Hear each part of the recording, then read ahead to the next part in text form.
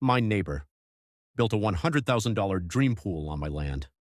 While I was on vacation, so I made him fill it with concrete. Before we jump into this unbelievable story, tell me in the comments where you're watching from. I love seeing how far these stories reach.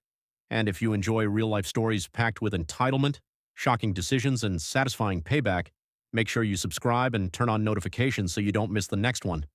Imagine going on vacation, and coming back to find a $100,000 dream pool built on your land without your permission. Here's exactly how it happened. Most people get a postcard when they come back from a 3-week vacation. I got a $100,000 infinity pool. The problem? It wasn't in my neighbor's yard. It was 10 feet over my property line. My neighbor Greg is a high-powered real estate developer who thinks boundaries are just suggestions. He figured that since I was just a kid who inherited my grandfather's cottage, I wouldn't notice a missing chunk of my backyard. He thought he could bully me into a quiet settlement. He didn't realize that my grandfather wasn't just a gardener. He was a retired land surveyor who kept the original ironclad deeds in a fireproof safe. Greg is the kind of guy who drives a Porsche on the sidewalk and talks over everyone at HOA meetings.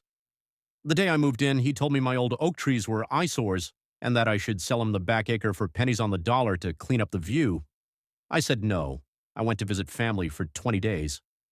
When I pulled back into my driveway, the sound of jackhammers was deafening. Greg hadn't just trimmed the trees, he'd cut them down, leveled the hill, and poured a massive concrete foundation for a luxury pool and cabana. When I confronted him, he didn't even apologize. He leaned on his new fence and smirked. "Oh, calm down. My contractor said the line was a bit blurry. It's an improvement. It adds value to your place. I'll tell you what, I'll give you $5,000 for the inconvenience, and we'll call it even."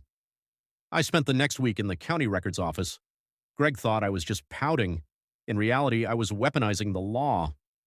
I hired an independent, state-certified surveyor to mark every square inch of the property. I invited Greg over for a chat on the lawn. He showed up with a beer in his hand, looking like he'd already won. "Greg, I've decided not to take the $5,000, I said, handing him a folder. "Smart move," he laughed. "10,000 then? Let's get the lawyers to sign off." "No," I pointed to the bright orange stakes the surveyor had just hammered into the ground. They went right through the middle of his new pool. "That's the property line. You didn't just overlap by a foot, Greg. Your entire filtration system, the deep end, and the luxury cabana are on my land. And since you didn't pull a permit for construction on my parcel, the city has issued a stop work order and a notice of demolition." The beer nearly fell out of his hand. "You're bluffing. I'll sue you into the ground. I have more lawyers than you have friends." "You might have lawyers, Greg, but I have the title. And in this county, adverse possession doesn't apply when the construction was done in bad faith during the owner's absence. You have 72 hours to remove the structures, or I'm legally allowed to treat them as abandoned property, and I have a very specific plan for all that concrete." Greg tried everything. He offered $50,000, then $100,000. But I didn't want his money. I wanted my peace. He'd killed my grandfather's favorite oaks, and no check was going to fix that. I gave him one option. He could pay to have the pool professionally filled and the land restored to its original grade, or I would let the city demolish it and send him the $30,000 bill. I sat on my porch and watched as the cement trucks arrived, not to build but to bury. Greg had to watch $100,000 of his hard-earned ego get filled with gray sludge. Because he'd built it without a permit on land he didn't own, his insurance wouldn't cover a single cent. Greg still lives next door, but he doesn't talk about property values anymore. In fact, he doesn't talk to me at all. He just stares at the flat grassy hill where his dream pool used to be. I planted 3 new white oaks right on the property line last week. They're small now, but they're growing on solid ground, and more importantly, they're growing on my ground. Greg learned a very expensive lesson that day. If you're going to build a kingdom, you'd better make sure you actually own the dirt. Greg was hosting a pre-launch party for his new pool area, even though the tile work wasn't even finished. He had music playing and a grill going, acting like he'd already annexed my backyard into his private kingdom. I didn't storm over there screaming.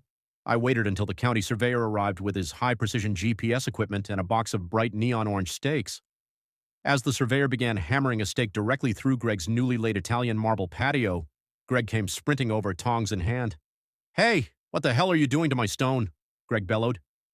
He looked at me, his face turning a shade of purple that matched his overpriced polo shirt. "I told you, kid. I'm paying you for the inconvenience. Stop this circus and get these people off my property." "That's the thing, Greg," I said, holding up a certified copy of the 1954 plot map. "This isn't your property. My grandfather didn't just leave me a house. He left me a meticulously documented land grant. You relied on a handshake with a contractor. I relied on a deed signed by the state. The surveyor stood up and pointed to a line of orange stakes that cut a jagged path right through the center of the pool's deep end. Mr. Gregg, the surveyor said, your infinity edge isn't just close to the line, it's 12 feet over it. Your entire filtration system, the heater, and the guest cabana are sitting in this man's backyard. Gregg's smirk vanished.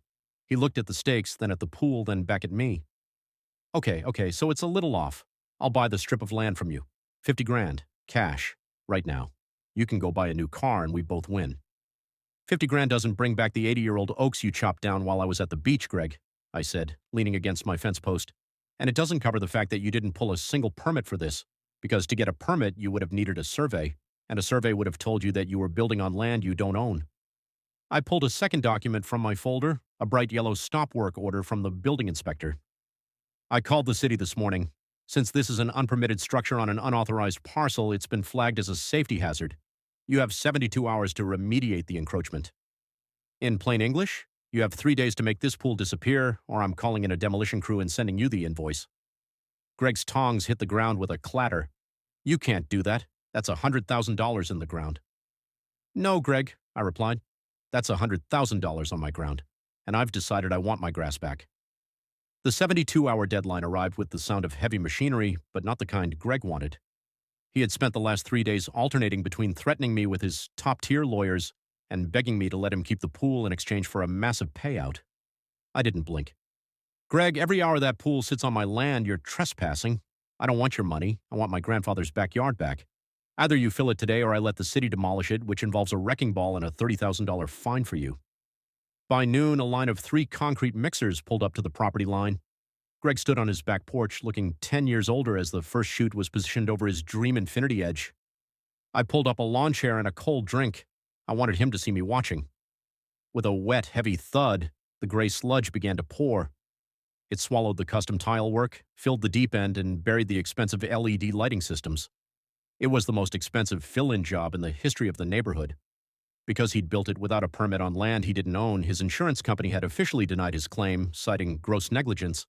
He was paying for the burial out of his own pocket. Once the concrete had cured and been topped with fresh topsoil, I didn't stop there. I used the restoration fee his contractor was forced to pay, to avoid losing their license, to hire a professional landscaping crew. They didn't just plant grass, they brought in 3 mature 15-foot white oaks.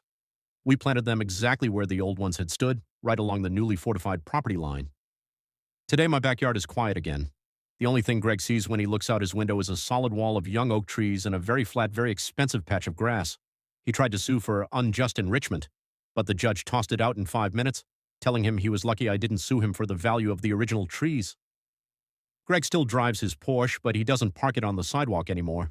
And he definitely doesn't talk about boundaries at the HOA meetings. He learned that while money can buy a lot of things, it can't buy a single inch of someone else's piece. And on this side of the fence, the piece has never tasted sweeter.